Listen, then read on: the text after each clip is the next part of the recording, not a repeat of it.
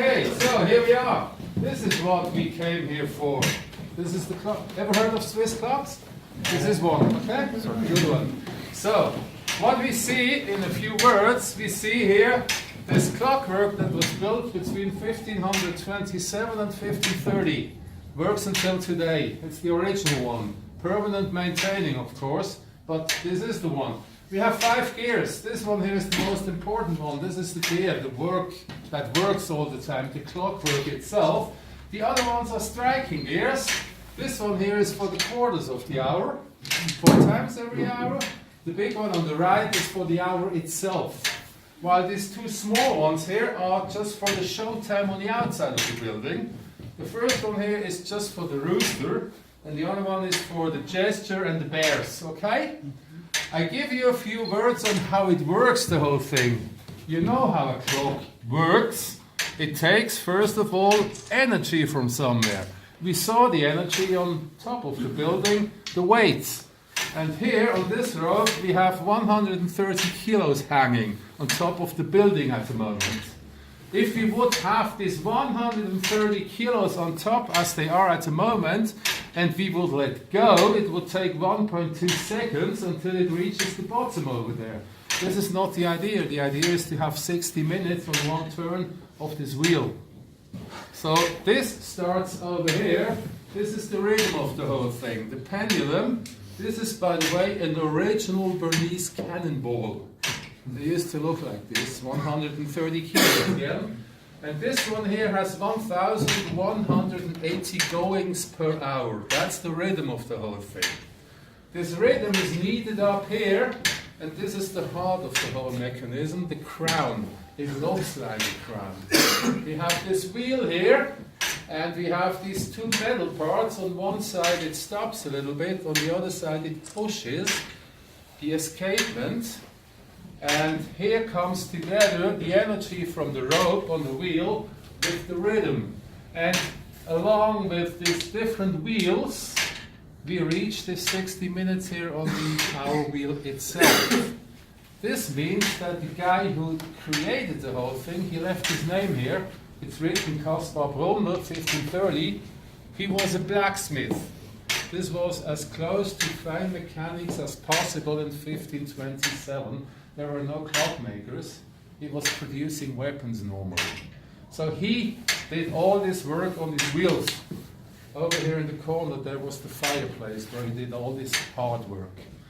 Most of these 3 years, besides of this part of the job, he was probably bad sleeping, poor man, because this is nothing but, first of all, pure mathematics, but all inside here, no little helpers, and second, it's try and error. So he calculated the whole thing. He produced all these wheels, the numbers of wheels, of cogs on the wheels, on and on. He put the things together and then he had to try. And maybe the first time he made it, there was only 50 minutes here. What a shit. Going back to the start, do it again. It took him 3 years, but he reached it.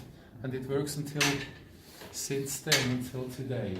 And this is really a little bit a miracle. It's most amazing. How precise is this? It is definitely very precise because this is definitely a huge pendulum. The bigger the weight of this thing is, the more the precision is better. So it's definitely a precise thing. It looks like an enigma. A what? Enigma. Enigma? You know? Yes, I know. kind of, definitely. So we will see these things, the gears, in maybe 5 minutes. I can give you a few words before it starts here on this astronomical clock. You saw on the outside, the ones from Czech Republic know a thing like this from Karl's Gate, of course. I can give you a few words on this. We have a moment left. Astronomical clock, this is the main thing on the outside. It is not only the show time from the figures, it was to show the time. Astronomical clock means, imagine to stand on the North Pole, look over the Earth into the sky and out of what the sun does throughout the day and what the stars do throughout the year, we know where we are. And this is brought onto these different levels. Okay? Time of the day, 2 times 12, 24 hours on the outside. The time is shown by this golden hand. and it's close to 7 o'clock now. And when it's 7, it doesn't show 7, to be honest. It shows 6:30 on the outside. It's too late. The Bernese are known as slow people, you know. That's not the reason. This is local time. It's not the Middle European time zone. The sun at its highest point in Bern is at 12:25 and not at 12 o'clock. So it always is a little bit late. Okay. First information time of the day. Second one, we have this sun sitting on the zodiac. And we are somewhere here.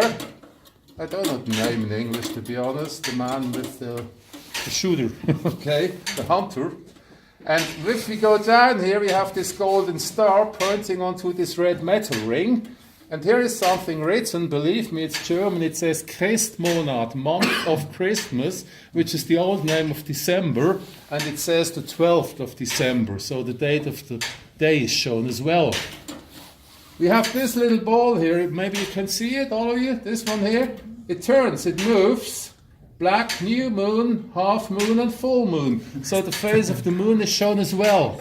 It all comes out of this clockwork here. And this is a nice little detail, this little window. I can show you over there. Sorry, let me go through. We have to get ready for the showtime. A few moments left. Look here, the mechanism. Here is the connection to the clockwork itself, coming over here, over these different bars. Here it moves upwards to the big black clock on the tower, and down here to the astronomical one. And we have this wheel here, and this one here turns around once in 24 hours. This is gold and black on the outside, and along with it comes this bar, this one here. And this reaches this wheel here at midnight, pushing on this little thing. And here is something written. Mittwoch, Wednesday. At midnight it moves on one step. It says Donnerstag, Thursday. So the day of the week is shown as well. All out of here. Caspar Blumler, 1530. It's amazing, isn't it? It's a really good thing. We are proud to have this one here. Now, let's have a look at the action itself. Our wheel, this one that works. These two little things here, at the moment the brakes are drawn. Nothing happens. There has something to happen in a few moments, meaning the brakes have to be released. And this happens like this. Have a look at this here. Here on the hour wheel itself, we have 3 little knobs. 1, 2, 3. You can see it?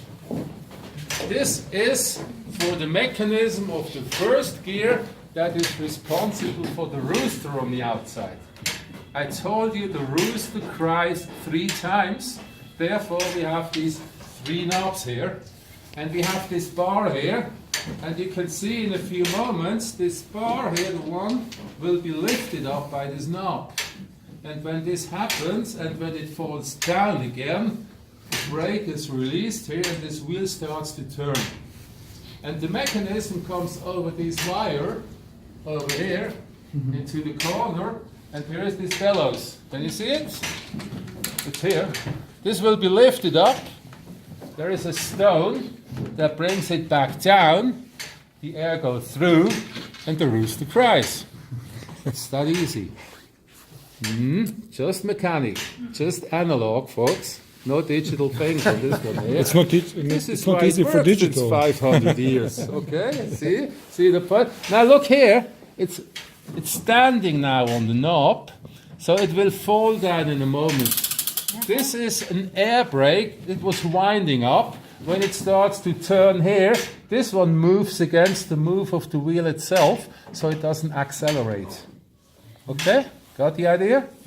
So meaning, if a few of you can see the corner, you will see the bellow going up, but you all can hear the rooster cry in a moment. Wait for it. Here we go. First cry, okay.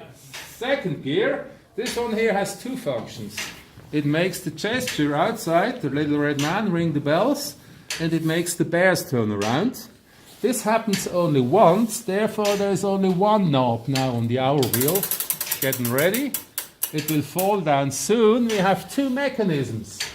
the first one over these bars down to the bears, and here these 2 wires upwards to the gesture, 2 hands, 2 bells, make it ring. I go to the other side, you try to have a look at the bears, wait for this. You can see the bears pass by from the inside, there's a little window. If you want to see it, you have to go to the phone room there. If not, you can see it on your colleagues' telephones in a moment.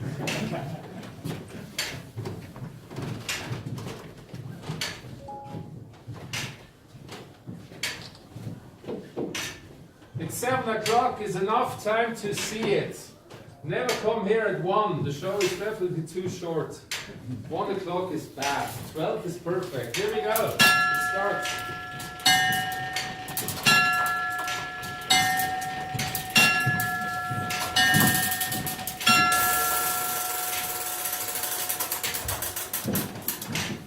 That's it. Now we come to the other side.